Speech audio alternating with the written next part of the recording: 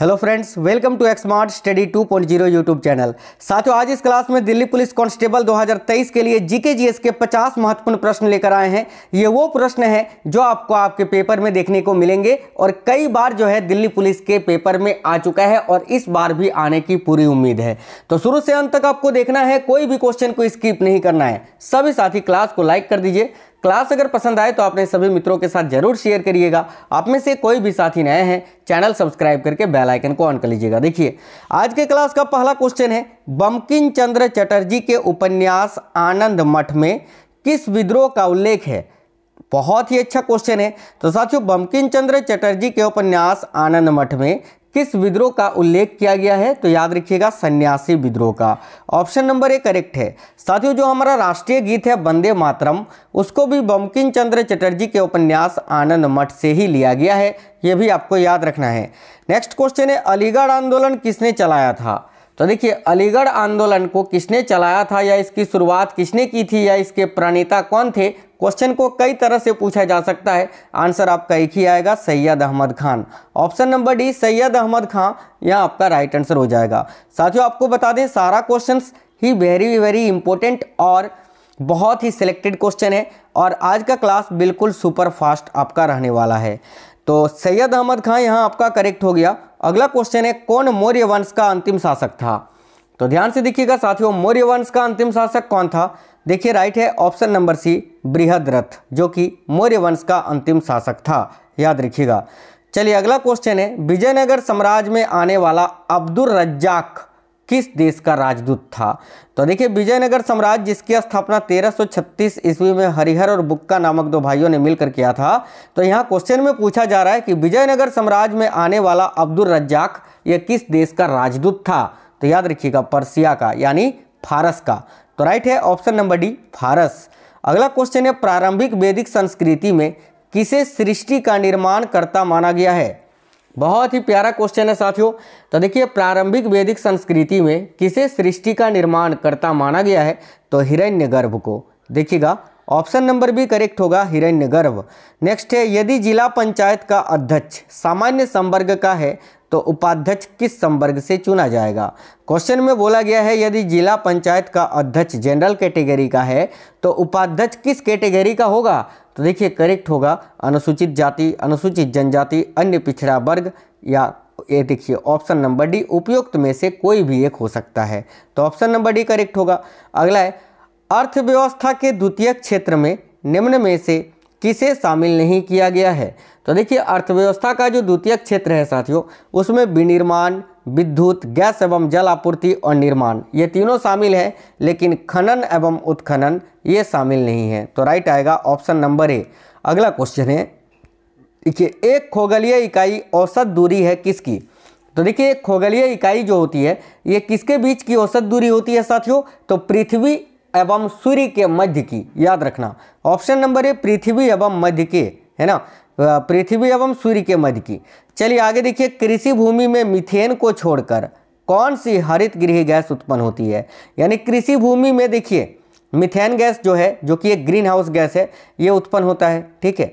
लेकिन मीथेन को छोड़कर और कौन सी एक ग्रीन हाउस गैस है जो कृषि भूमि में उत्पन्न होती है? तो देखिए, राइट होगा option number A, nitrous oxide, N2O, जिसको लाफिंग गैस बोलते हैं, ठीक है। अगला क्वेश्चन है, ओजोन छिद्र का सर्वाधिक विस्तार किस क्षेत्र में है? तो देखिए, ओजोन छिद्र का सर्वाधिक विस्तार किस क्षेत्र में है? तो अंटार्कटिका में। याद रखिएगा, ऑप्शन नंबर डी करेक्ट हो जाएगा। अगला क्वेश्चन है, अलकनंदा क्रूज सेवा किस शहर में आरंभ की गई? बहुत ही प्यारा क्वेश्चन है। याद रखिएगा साथियों, अलकनंदा क्रूज सेवा ये किस शहर में आरंभ की गई? तो वाराणसी में। राइट आएगा, देखिए ऑप्शन नंबर ए, वाराणसी। अगला है, वर्ष 2018 के एशियाई खेलों की पदक तालिका में भारत का स्थान कौन सा है?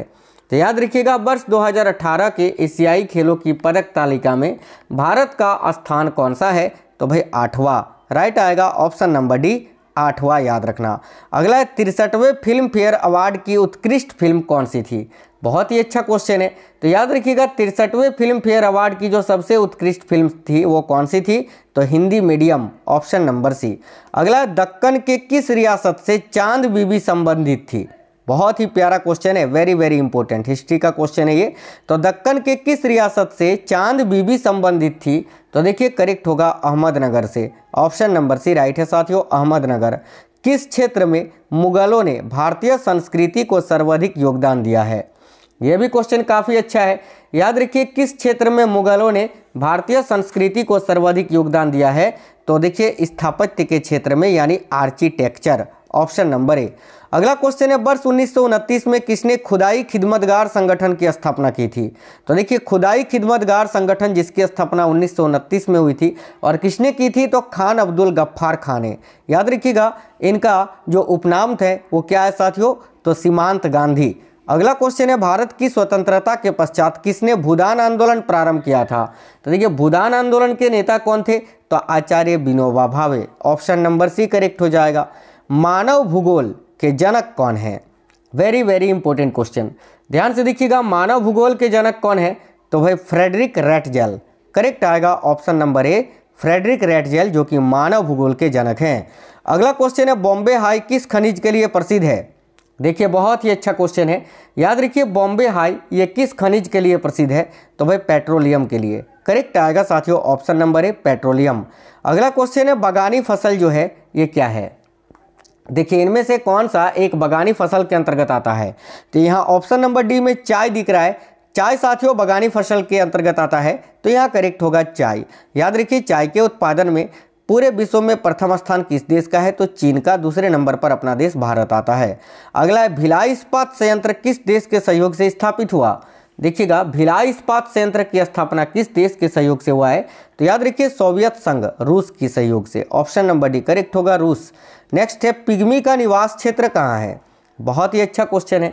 तो साथियों देखिए पिग्मी का निवास क्षेत्र कहाँ है? तो याद रखिएगा जायरे। जायरे का आधुनिक नाम है साथियों कांगो गणराज्य। याद रखिएगा, ठीक है, कांगो गणराज्य जो है ये पिग्मी का, माफ करना, जायरे का आधुनिक नाम है। अगला क्वेश्चन है, हरित क्रांति से किस भारतीय प्रधानमंत्री का नाम जोड़ा जाता है? तो देखिए हरित क्रांति की शुरुआत भारत में 1966-67 में हुई थी और किसने शुरुआत की थी? तो MS स्वामीनाथन जी ने। ठीक है, याद रखना। और हरित क्रांति से किस भारतीय प्रधानमंत्री का नाम जोड़ा जाता है? तो लाल बहादुर शास्त्री जी का। ऑप्शन नंबर ए राइट है। भारत में विदेशी विनिमय प्रबंधन अधिनियम फेमा कब लागू किया गया? तो याद रखिएगा साथियों भारत में विदेशी विनिमय प्रबंधन अधिनियम फेमा ये कब लागू किया गया? तो वर्ष 2000 में। ऑप्शन नंबर डी करेक्ट होगा, वर्ष 2000। एक आदर्श आमीटर, ठीक है, एक आदर्श एमीटर एवं एक आदर्श वोल्ट मीटर का प्रतिरोध क्रमशः कितना होता है? साइंस का क्वेश्चन है, ध्यान से देखिएगा। तो देखिए एक आदर्श आमीटर का जो प्रतिरोध होता है साथियों वो होता है 0 और एक आदर्श वोल्ट मीटर का प्रतिरोध होता है अनंत, यानी इन्फिनिटी। तो यहाँ आपका करेक्ट होगा ऑप्शन नंबर डी, आदर्श आमीटर का प्रतिरोध 0 और आदर्श वोल्ट मीटर का प्रतिरोध अनंत। तो ऑप्शन नंबर डी राइट होगा। अगला है, एक माध्यम का अपवर्तनांक किस पर निर्भर करता है?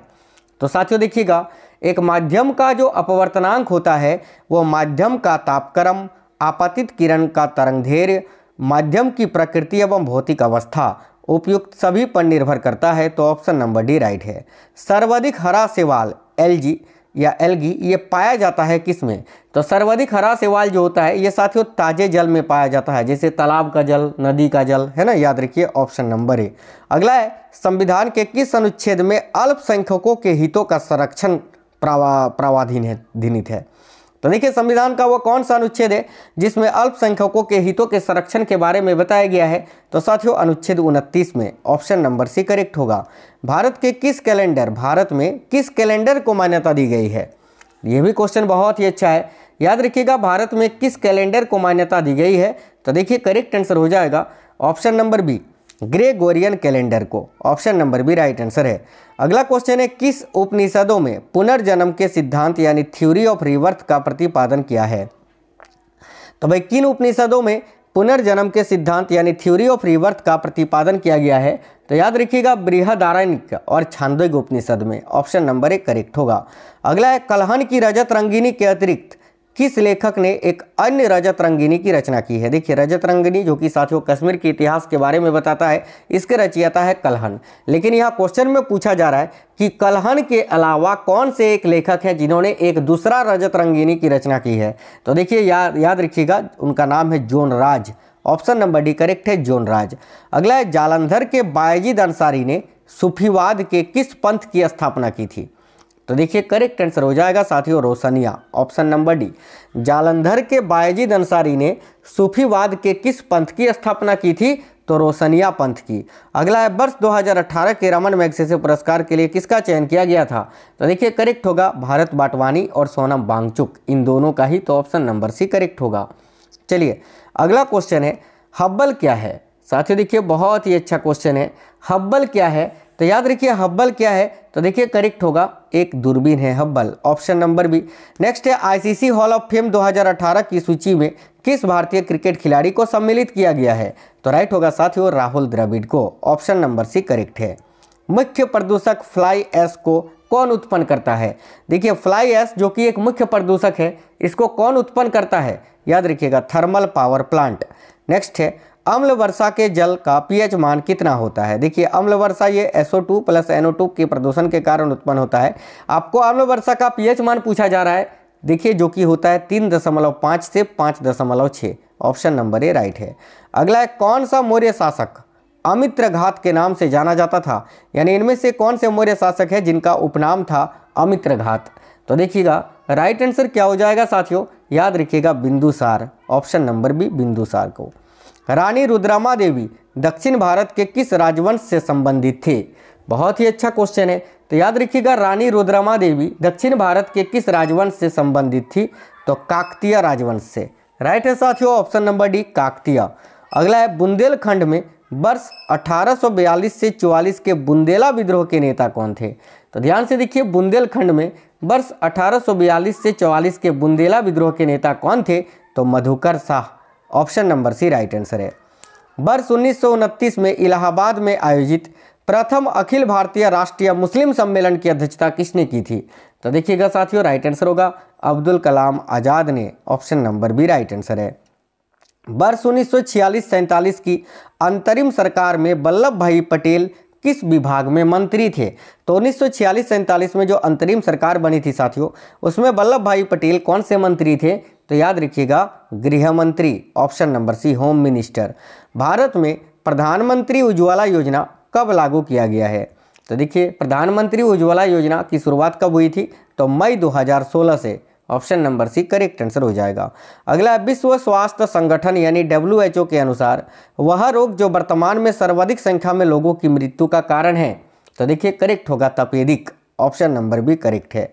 अगला, मानव किडनी पथरी में उपस्थित मुख्य रासायनिक यौगिक क्या होता है? तो देखिए मानव की किडनी में जो पथरी होता है साथियों, उसमें कौन सा रासायनिक यौगिक होता है? तो याद रखिए कैल्शियम ऑक्जेलेट होता है, option number C calcium oxalate correct आएगा।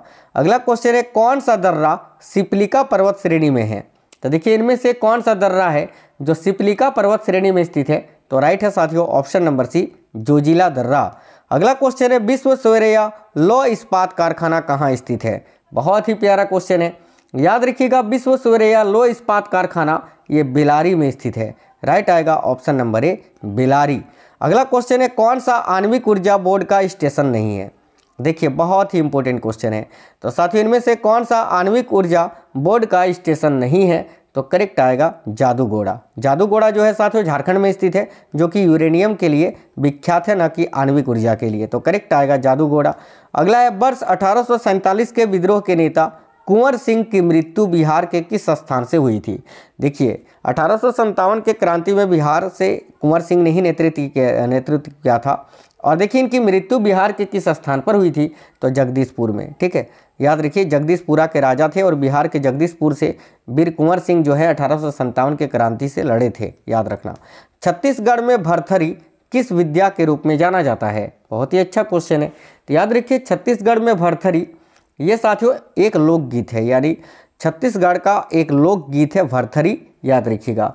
आज टॉप 50 क्वेश्चन आपको करवाए दिल्ली पुलिस कांस्टेबल के लिए स्पेशली, बहुत ही महत्वपूर्ण ये प्रश्न थे, आपको डेली क्लास करवा रहे हैं। इसके अलावा बहुत सारे इंपॉर्टेंट क्लास मैंने करवाए हैं, आपको मिल जाएंगे वो सभी चैनल के अंदर, तो देख लीजिएगा।